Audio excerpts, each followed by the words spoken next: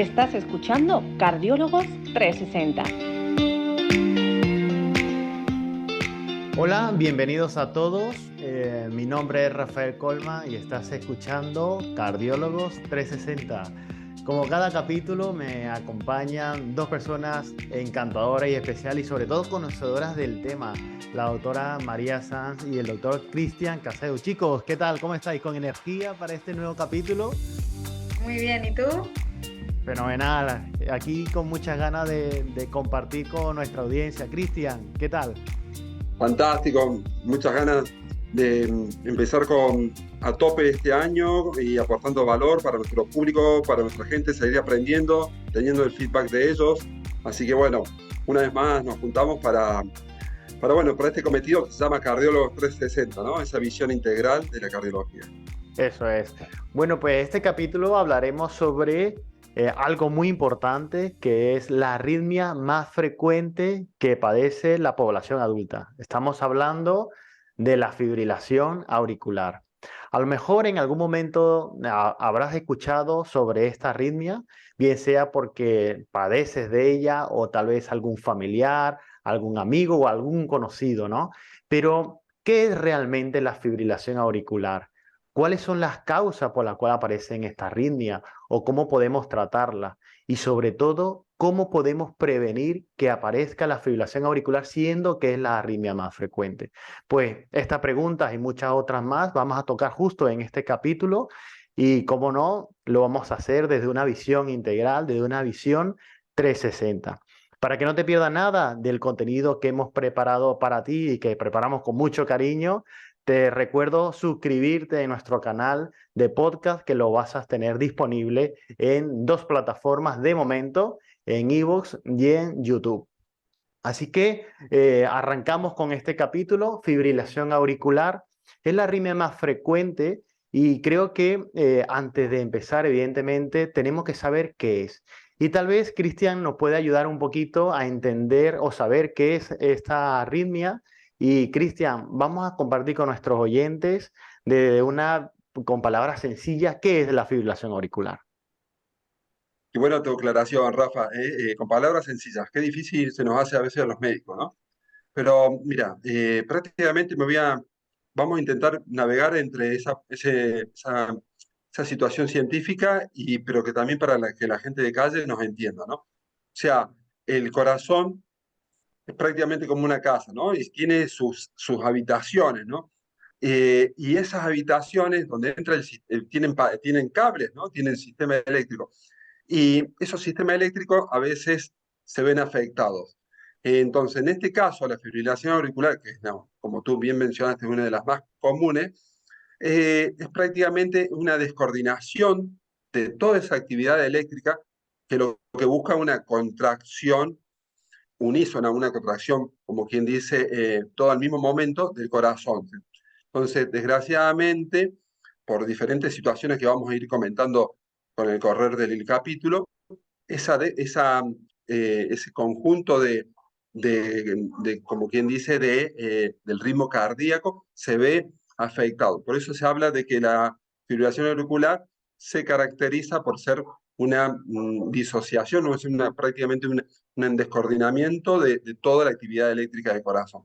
Y que obviamente repercute a veces en que el paciente siente palpitaciones de que el corazón va muy rápido, o otras veces que va muy irregular, o que va incluso lento. Bueno, y creo que a nivel de lo que es nuestra charla de hoy, lo iremos desmenuzando paulatinamente, ¿no? A las características.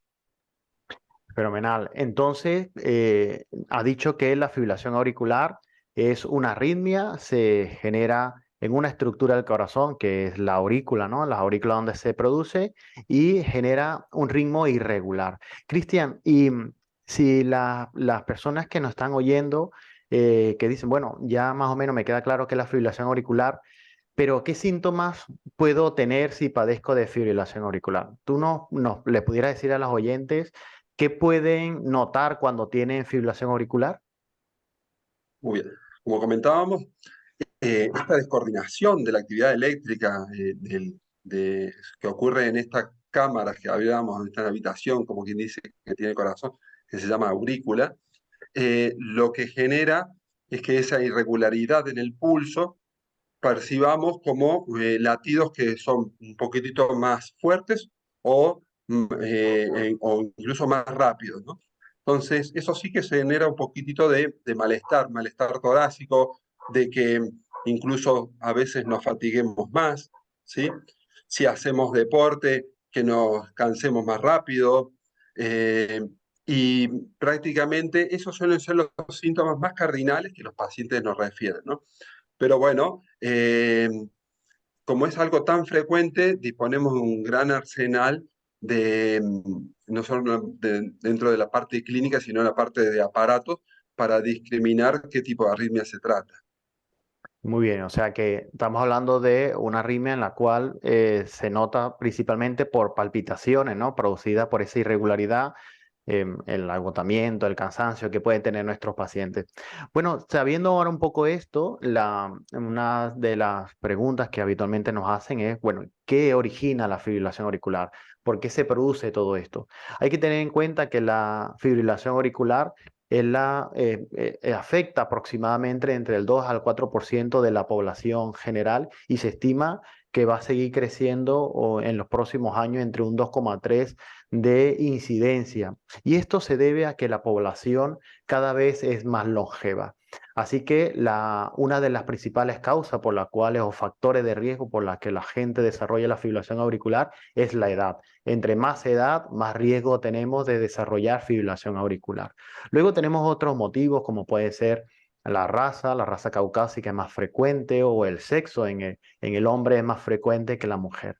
Pero en sí existen otros factores de riesgo como son enfermedades que van a predisponer a que desarrollemos más fibrilación auricular o más fácilmente. Entre ellas tenemos que descartar la hipertensión arterial. Y es que la hipertensión arterial después de la edad es la segunda causa más frecuente por la cual un individuo desarrolla fibrilación auricular. Luego tenemos algunas otras diferentes, como puede ser la diabetes, obesidad, apnea del sueño o situaciones como el cigarrillo o el sedentarismo. Existen además también otros tipos de enfermedades que como pueden ser cardíacas que predisponen a este tipo de arritmias, como puede ser los infartos, insuficiencia cardíaca, enfermedad de las propias válvulas del corazón, ¿no? Y existen otras condiciones como extracardíaca, como puede ser también bastante frecuente, como es la alteración de las hormonas tiroideas. El hipertiroidismo puede favorecer a que esto ocurra.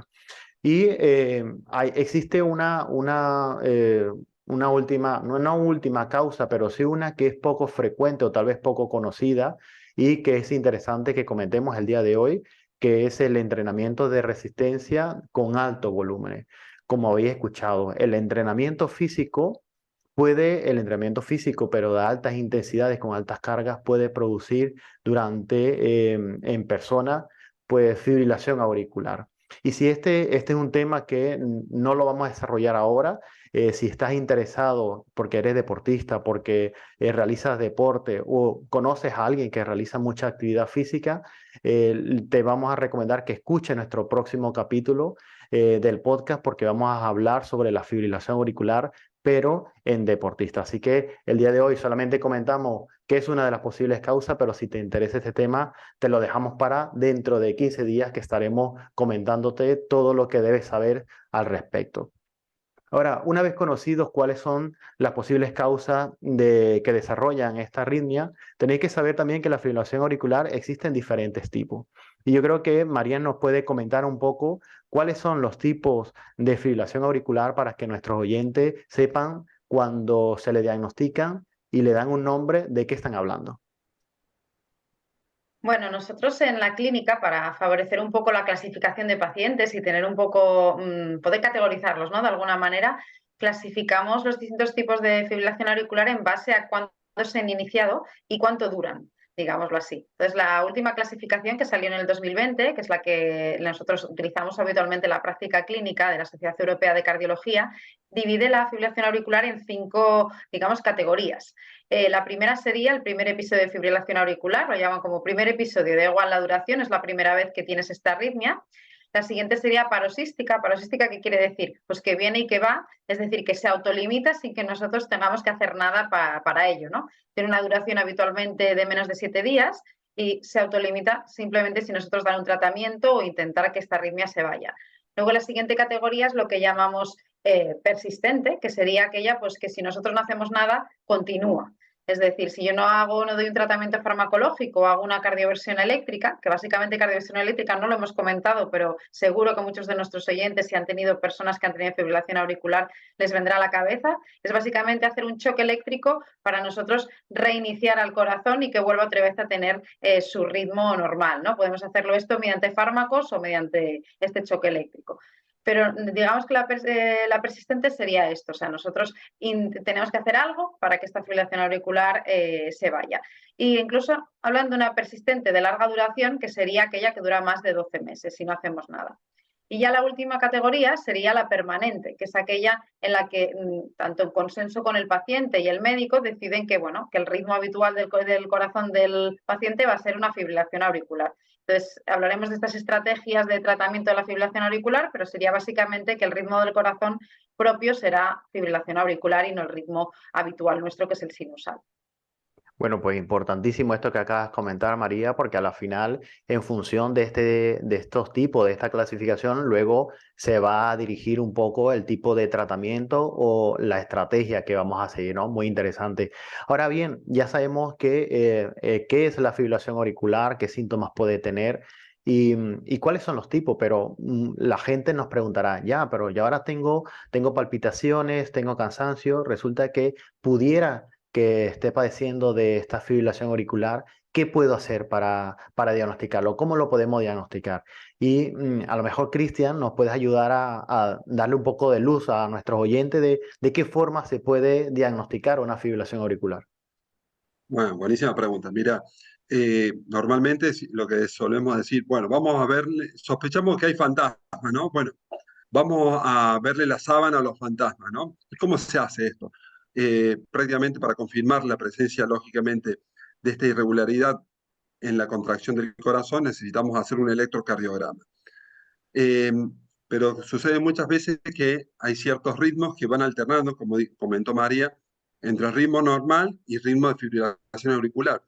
Y cuando y nuestros pacientes nos refieren palpitaciones en ciertos momentos, entonces lo que hacemos por lo general dentro de la práctica médica es una colocación de un estudio que muchos de nuestros pacientes, nuestros oyentes habrán escuchado, el Holter o Holter de arritmia, Holter de ECG, que es un estudio que prácticamente puede ir desde 24 horas hasta, dependiendo del tipo de equipos que tenemos, hasta varios días incluso, de ir monitorizando la actividad eléctrica en forma ambulatoria, ¿no? O sea, que el paciente va a la consulta, se le coloca, la enfermera le coloca el Holter, que es un estudio que prácticamente no molesta tanto a los pacientes, y después se va a hacer una vida normal, o sea, lo que decimos, salvo ducharse, ¿no? O sea, pero intentamos que sea lo más normal posible para no sesgar los resultados.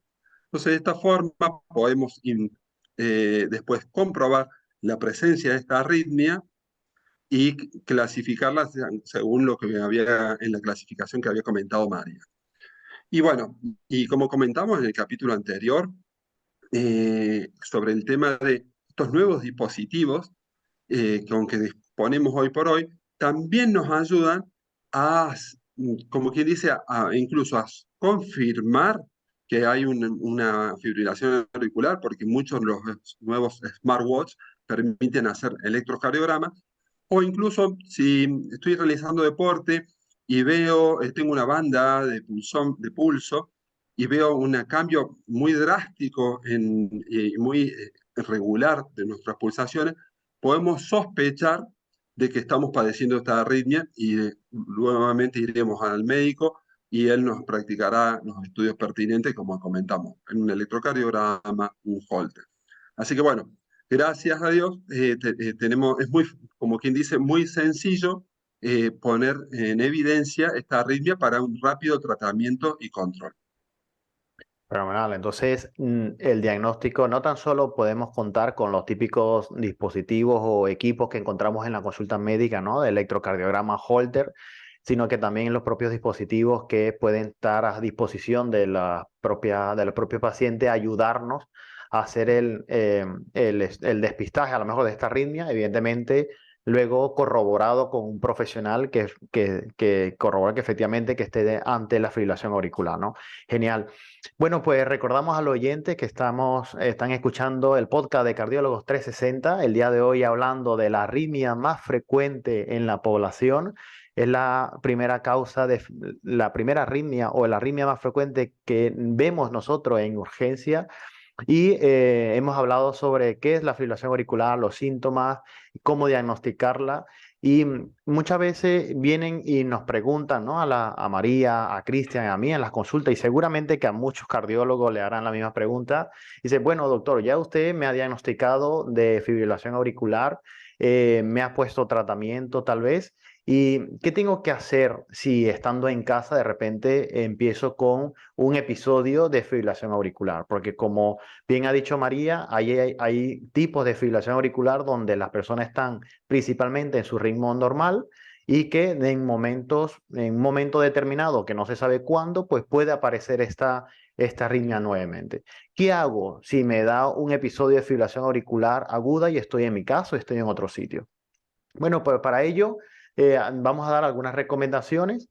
La primera que os voy a dar es que tenemos que mantener la calma, hay que estar tranquilo, porque el mismo hecho de comenzar con estas palpitaciones, con esta sensación de sudoración fría, con esta sensación de agotamiento, pues nos puede generar angustia, nos puede generar una sensación de ansiedad, ¿no? Entonces esto genera liberación de adrenalina. La adrenalina lo que va a hacer es acelerar aún más nuestro corazón y lo que va a hacer es magnificar los síntomas que está teniendo. Entonces, lo primero que debemos hacer es intentar tranquilizarnos, ir a un espacio tranquilo, sentarnos, respirar hondo y a lo mejor con esto pues nos puede ayudar un poquito más.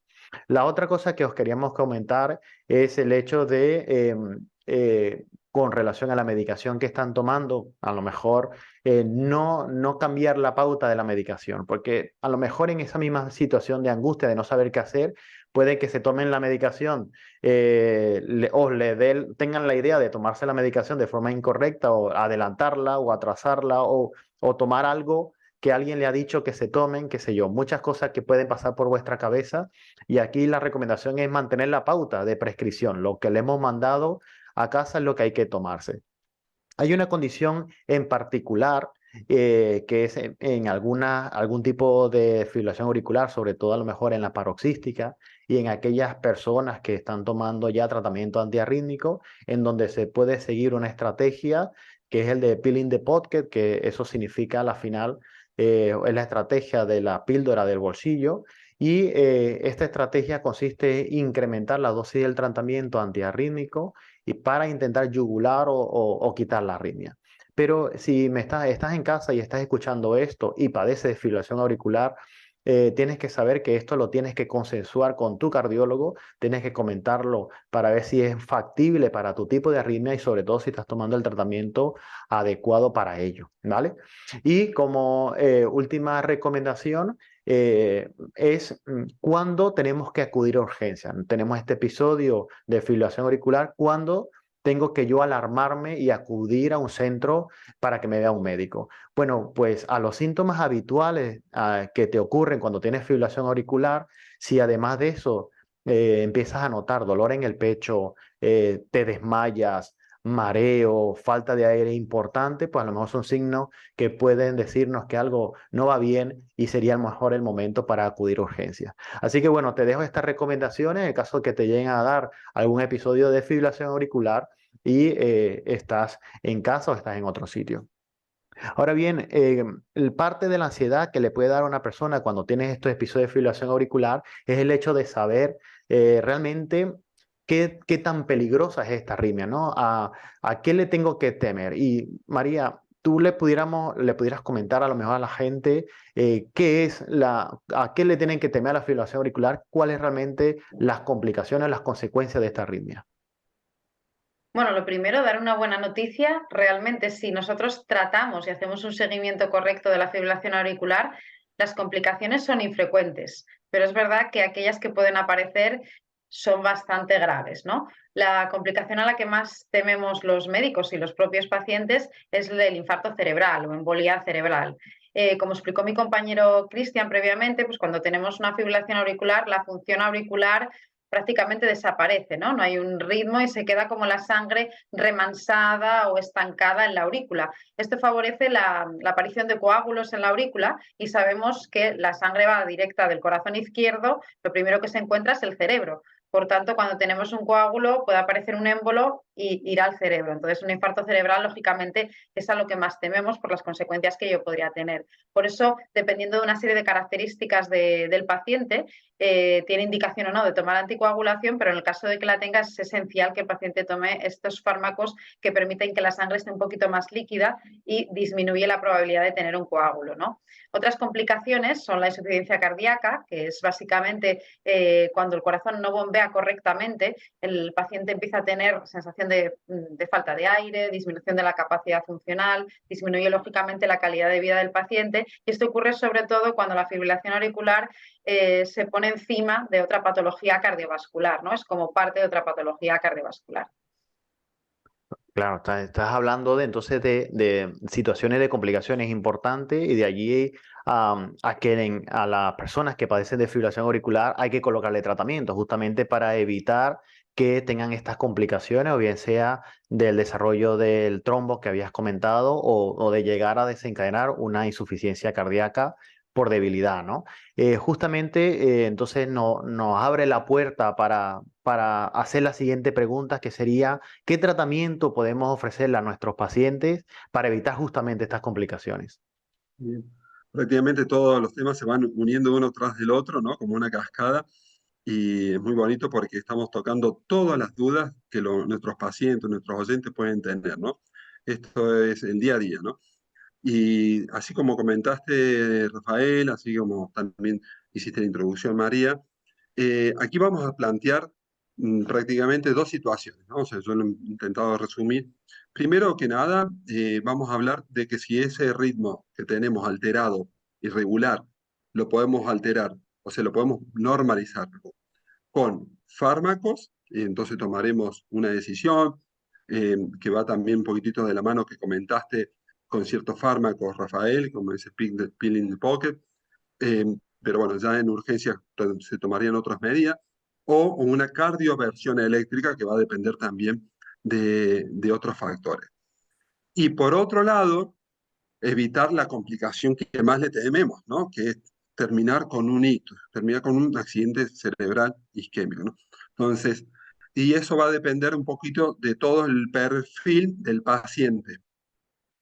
Como comentamos, que el tema de la edad, el tema de haber tenido ya antes un ictus, el tema incluso de si es hombre o mujer, un largo etcétera, ¿no es cierto?, que se suman prácticamente dentro de la valoración clásica, como por ejemplo también hipertensión arterial, diabetes, etcétera.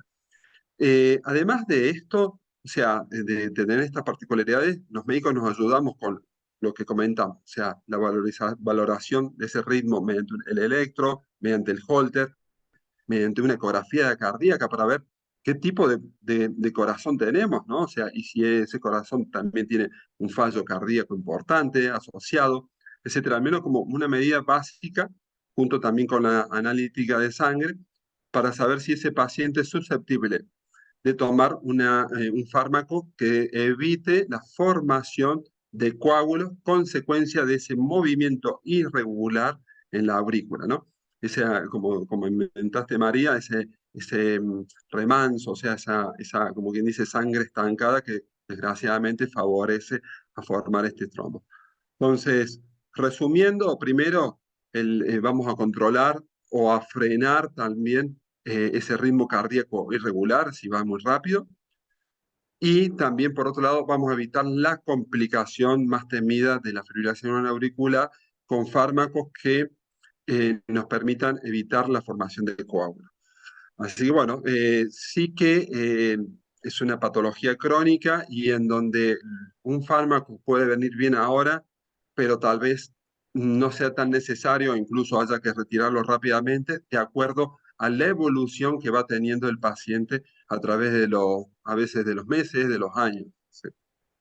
Muy bien. Bueno, Cristian, creo que también es interesante que le comentemos a los oyentes, ¿no? Y a los pacientes que tienen fibrilación auricular porque esto me lo preguntan mucho, ¿no? Dice, oye, me han dicho que lo más temido es tener un ictus o un infarto cerebral y que probablemente tenga que tomar anticoagulación, ¿no? Y una pregunta es, ¿todo el mundo necesita tomar anticoagulación? Y aquí esto es interesante que lo recalquemos, Cristian. ¿Todos necesitan estar anticoagulados? Bueno, muy bien. Justamente ese es el kit de la cuestión y gracias, como quien dice, gracias a Dios, o sea, no todo el mundo y va a depender de lo que comentamos, ¿no? O sea, de la característica clínica y metabólica y la edad que tenga el paciente, por un lado, y luego después de los hallazgos que se vean en las diferentes pruebas que vamos perdiendo los cardiólogos, ¿no? Pero no todos, eso es muy importante, sobre todo, no todo el mundo precisa tomar esa anticoagulación, sobre todo porque hay como una especie, no sé si a ustedes les pasa lo mismo, pero hay una especie como de temor, ¿no? O sea, con lógica, de tomar fármacos que por ahí nos licúen demasiado la sangre, ¿no? O sea, y con a veces con lo engorroso que puede ser llevar un buen control de esa anticoagulación. Entonces, pero en definitiva, hay un factor muy importante que prácticamente no lo podemos controlar, que es la edad, y ese va a ser prácticamente determinante, ¿no? Muy bien, o sea que en esta línea, a la final, lo que le hacemos a los pacientes es que le evaluamos el riesgo que tienen de padecer un trombo o no, de tener un coágulo, de generar un infarto cerebral y se le pasa una escala en donde valoramos una serie de parámetros y si ese parámetro no da un puntaje determinado, necesitaría estar anticoagulado. De lo contrario, no necesitaría tratamiento de este tipo, ¿no? Bueno, pues Efectivamente, sí. muy bien. Comentaba la parte farmacológica. Tenéis que saber, si estáis escuchando esto, que no todo el tratamiento es farmacológico. También existen otras alternativas de cara al tratamiento de esta enfermedad y muchas veces pues pasa por hacerse un procedimiento intervencionista, ¿no? Que lo hacemos nosotros los cardiólogos en un laboratorio de arritmia. María, ¿nos puedes comentar un poco y explicarle a las personas de qué es este tipo de procedimiento y de qué es lo que realmente hacemos allí?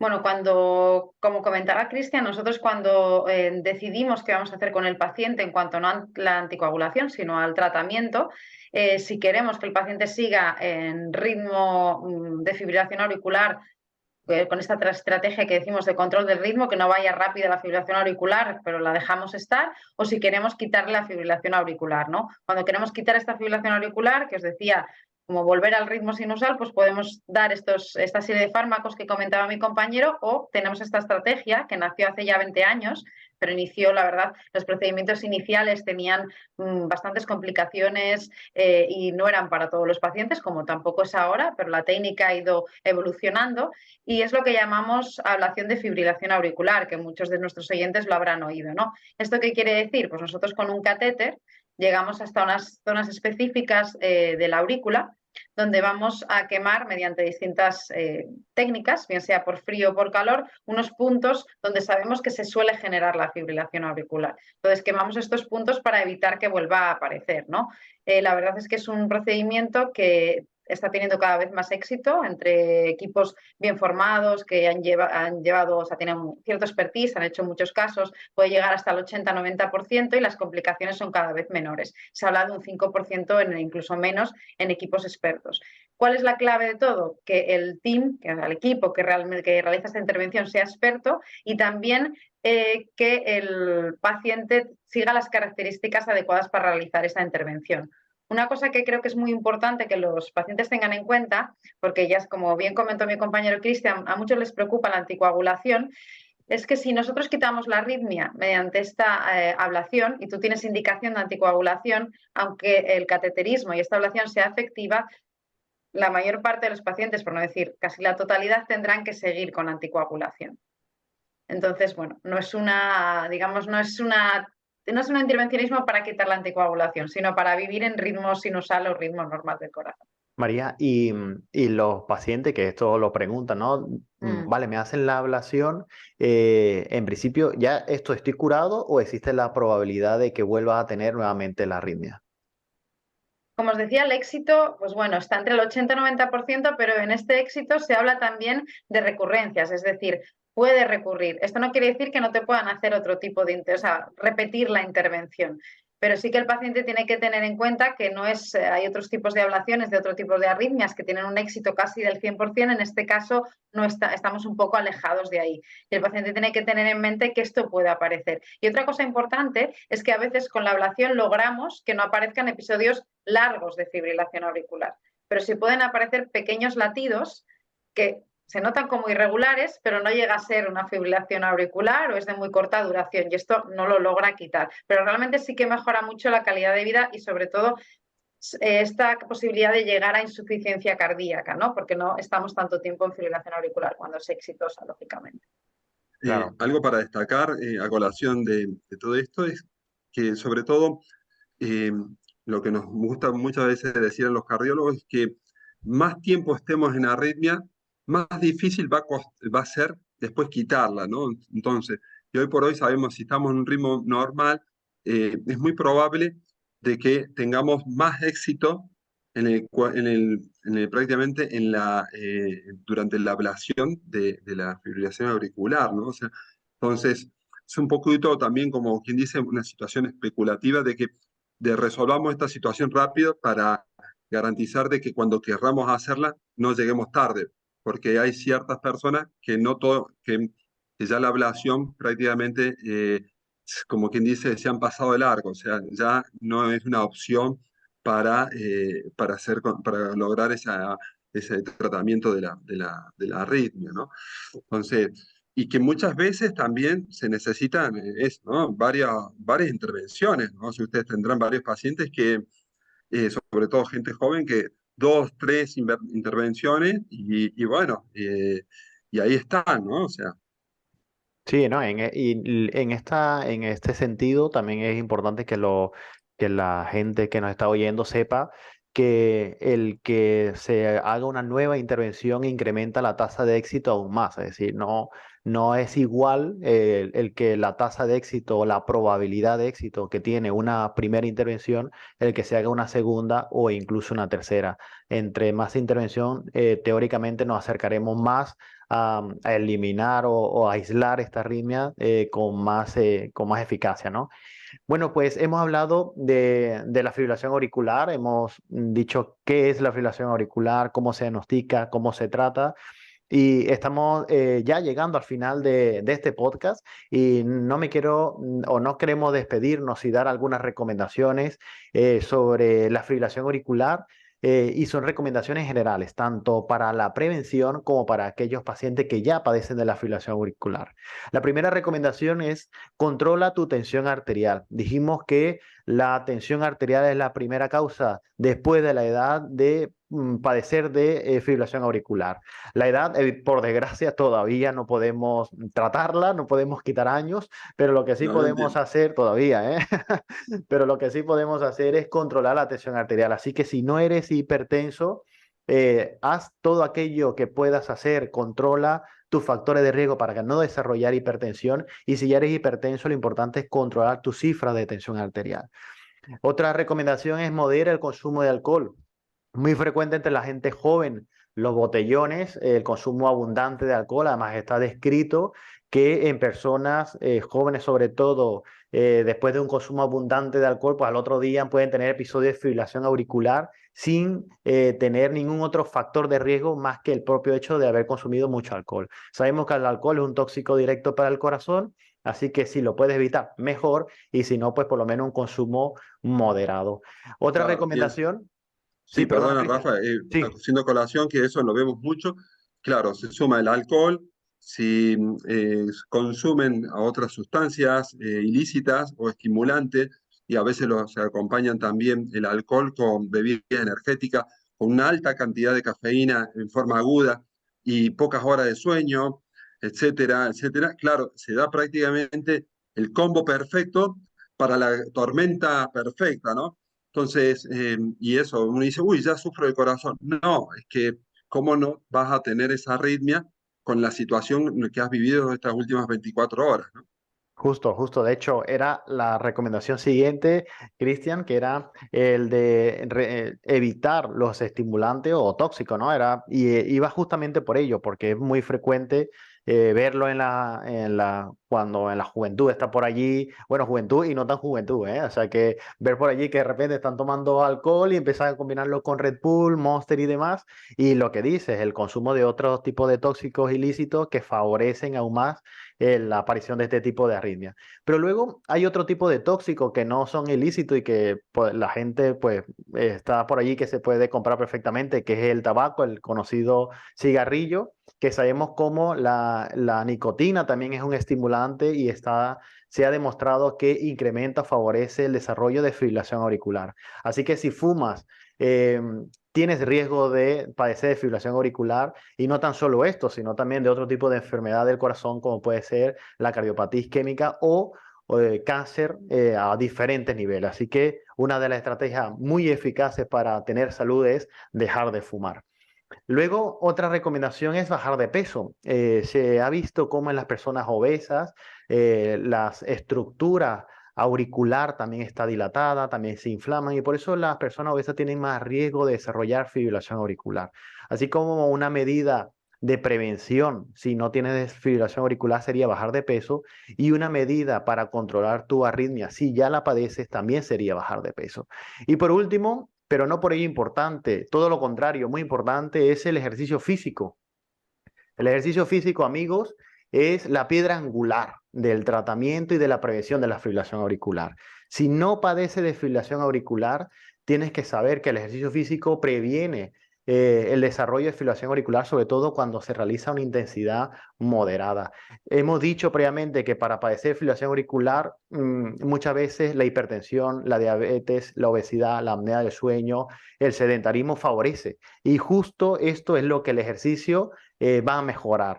Entonces, si no tienes fibrilación auricular, el ejercicio te puede mejorar muchísimo. De hecho, hay un estudio muy interesante, chicos, que lo vamos a dejar en la nota del episodio, en donde comparan las recomendaciones europeas en relación al ejercicio, que como sabéis nos recomiendan a realizar una actividad física de 150 minutos a la semana, que viene siendo más o menos una media hora durante 5 días de caminata, por ejemplo. Esto lo compararon y vieron qué efecto o qué impacto pudiera tener en la prevención de la fibrilación auricular. Pues los resultados del estudio demostraron que el impacto es ligero, es decir, es bueno, pero es ligero. Que tal vez sería más recomendable hacer una actividad física a una intensidad un poco mayor, ellos postulan que de unos 220 minutos a la semana estaría mejor. Podría tener incluso un impacto de una reducción de un 10% de fibrilación auricular. Fijaros lo que estamos diciendo. Y la gente me dirá, ya, pero ¿cuánto es 220 minutos a la semana? Esto, para que tengas una idea, es salir a caminar rápido unos 45 minutos durante 5 días a la semana, cosa que es una estrategia que, como podéis observar, es bastante asequible y que creo que lo podemos hacer todos nosotros. Ahora bien, esto que están hablando o que estamos hablando ahora mismo es en personas que no tienen fibrilación auricular. Pero ¿qué pasa con el ejercicio físico y las personas que sí padecen de fibrilación auricular? Bueno, pues también tenemos información al respecto y es que lo hemos visto nosotros, tanto María, Cristian y yo, lo vemos en nuestras unidades de rehabilitación cardíaca, cómo el ejercicio físico estructurado y bien pautado y bien prescrito mejora la fibrilación auricular. Los pacientes están más controlados, tienen menos episodios de fibrilación auricular rápida o están más tiempo sin desarrollar fibrilación auricular. Y esto, así como lo hemos visto nosotros, también ha sido demostrado en diferentes estudios al respecto. Y es que mejorar el consumo de oxígeno, que como hemos comentado en algún otro capítulo, es uno de los parámetros que nosotros, los cardiólogos, valoramos en las pruebas de esfuerzos cardiopulmonares que le hacemos a los deportistas, a los pacientes y demás, pues mejorar este valor pues previene se ha observado que mejora la fibrilación auricular. Bueno, chicos, estamos llegando ya al final de este capítulo. Voy a hacer un breve resumen, si me permitís, un minutito nada más para que el oyente no quede claro de qué es la fibrilación auricular. Es la arritmia más frecuente en la mayoría de la población. Está causado por diferentes factores de riesgo, edad, hipertensión, sedentarismo, etcétera. El diagnóstico se realiza principalmente observando los latidos irregulares en electrocardiograma o otro tipo de dispositivo. La complicación más temida suele ser el infarto cerebral y el tratamiento es diverso y lo vamos a pautar en función de las estrategias que vayamos a tener. Como recomendación, controla la tensión arterial, modera el consumo de alcohol, reduce los estimulantes o tóxicos, baja de peso y, por supuesto, realiza actividad física.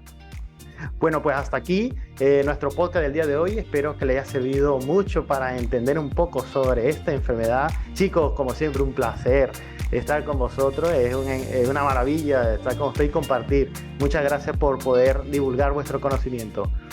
Rafael, te faltó decir y que escuchen a Cardiólogos 360, ¿no? Y que se suscriban a nuestro canal. Eso sin duda que les va a ayudar al menos a entender un poquito su padecimiento, ¿no? Claro que sí. Bueno, pues chicos, nos vemos en la próxima semana, en 2 semanas. De hecho, hablaremos nuevamente de la fibrilación auricular, pero esta vez en un contexto diferente. Nos vamos a centrar en el deportista y fibrilación auricular. No se lo tienen que perder. Y si te ha gustado este podcast, recuerda dejar tu comentario y compartirlo con aquellas personas que consideres que le pueda servir de ayuda. Si quieres profundizar sobre este tema o algún otro, deja tu comentario que con mucho gusto te lo responderemos. Muchas gracias, hasta la próxima. Chao. Hasta la próxima, chao. Chao.